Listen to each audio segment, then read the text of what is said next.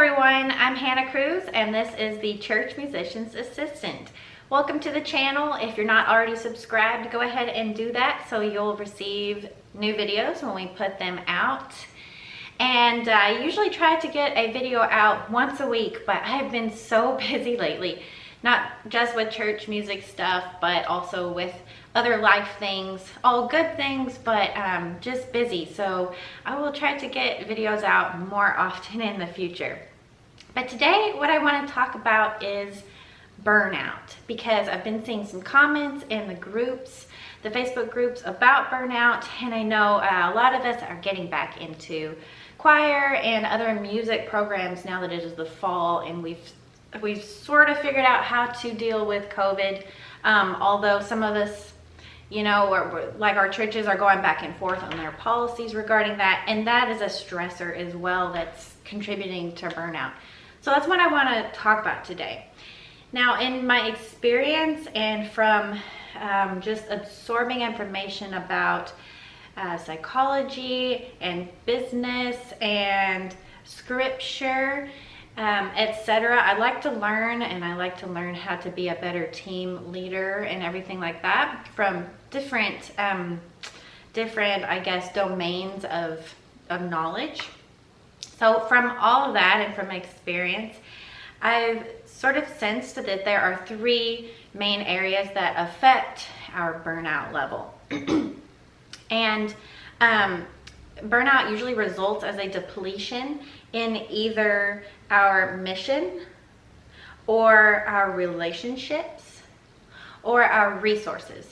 So it's a result of depletion in one or more of those categories. Now let's start with mission. This is your goal, your highest aim for your work as a church musician. Ask yourself, is your mission statement big enough? Does it encompass a broad enough, inspiring enough dream? So if there were no barriers against your success, what would you like to achieve? What would you like for the music ministry of your church to achieve? Think a little bit bigger than that. What would you like for your church to achieve? What would you like for the church with a capital C across the whole globe to achieve? Continue to think bigger and bigger and bigger with your mission. And I honestly think that if your mission is big enough, if your dream is inspiring enough, it will always propel you forward, and you will never run out of fuel to drive your engine forward, even through adversity. This is the biggest, hope and perseverance and dreams. Those are the things that get us through adversity. So pretend that there are no limitations to your job as well. Maybe you're called the organist. Maybe you're called the music director. And yes, there are certain practical jobs that you are in charge of under that heading. But think bigger than that. If there were no limitations to your position, what changes would need to happen within your church, within your team, to allow your work with your mission to really begin? So brainstorm about that as well. And then, is your mission achievable? Is it measurable? Measurable, achievable. Make sure, even though your dream is large, that you can break it down into baby steps and envision yourself actually taking those steps. And if you're feeling overwhelmed, then break them down into even smaller steps. And I think this helps us not be afraid of how much time and how much effort that dream is going to take to achieve, because we've broken it down into digestible steps for ourselves and for our team. And then pray for courage and work on always going back into yourself and assessing your fears and asking yourself, hey, is this fear valid? Can I overcome this fear? And pray for that courage to be bold and face the adversities you're looking at, to face your fears and to move forward with that mission despite barriers around you. So that's some of the considerations I would think about with regard to mission and the ultimate fuel that fires your engine as a church musician or a church leader. And then second, look at relationships that you've got in your church, because oftentimes a depletion, a problem with relationships causes burnout. So are you listening well enough? Are you listening humbly to your choir members, to your other team members? Are you listening to yourself and your own needs? Start doing some question asking and some deep listening, and then respond creatively and humbly to what you're hearing, right? I'm not saying you have to toss away your values or your beliefs and just do what everybody else wants, because then you're just laying down and letting people trample on you, and you're not working towards your mission. So there's a fine line of listening and also having a backbone, of course. But I think people in our church need to see that we are truly considering what they have to say, showing that we see them, showing that we hear you and we respect you and we value you, and then being willing to problem solve creatively.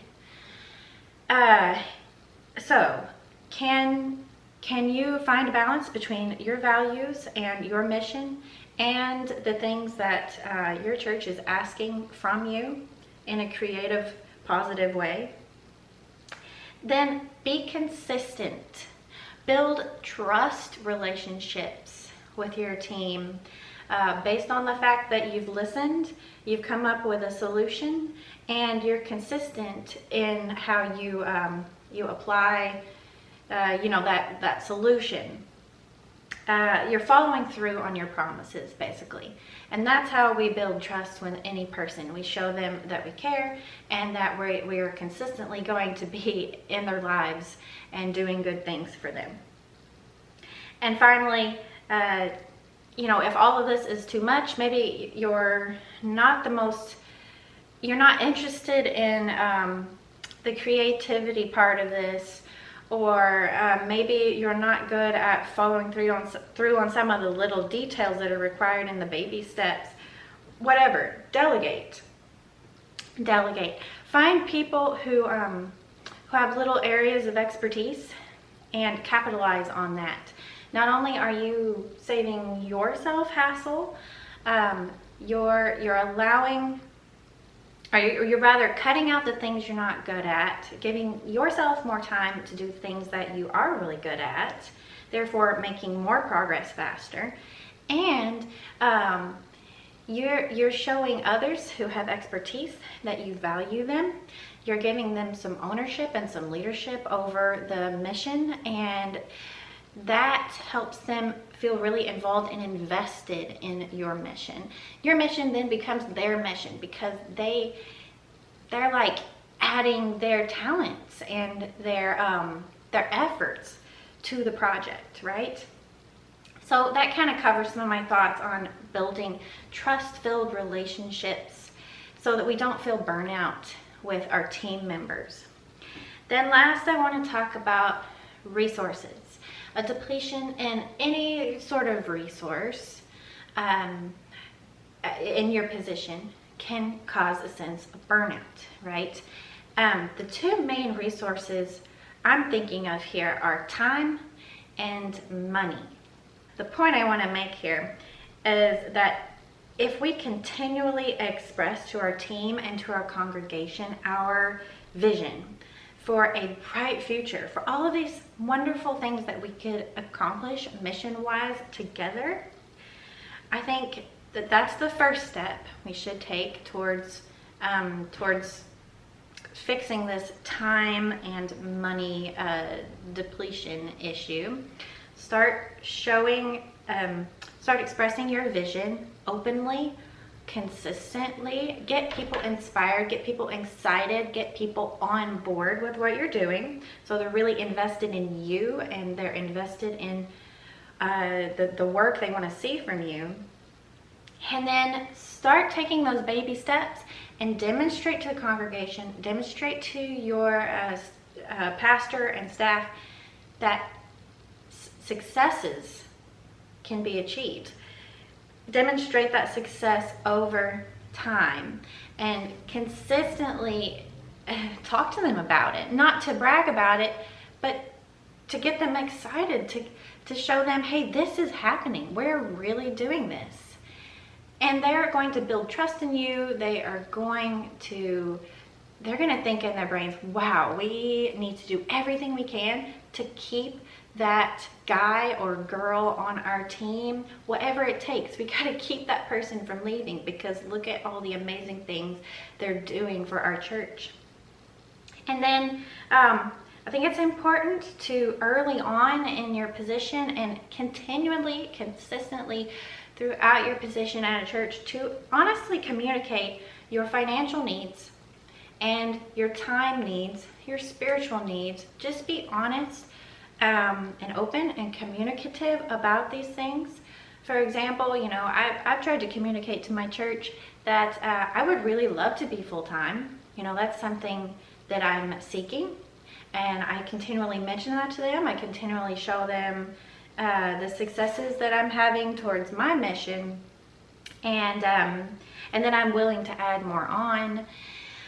I try to communicate, hey, this amount of money would really help me out. If that's something in the next couple of years you guys could work towards, if you'd like me to stick around, if we could kind of figure out a way to make that happen, it's going to make it just way more appealing for me to stay here.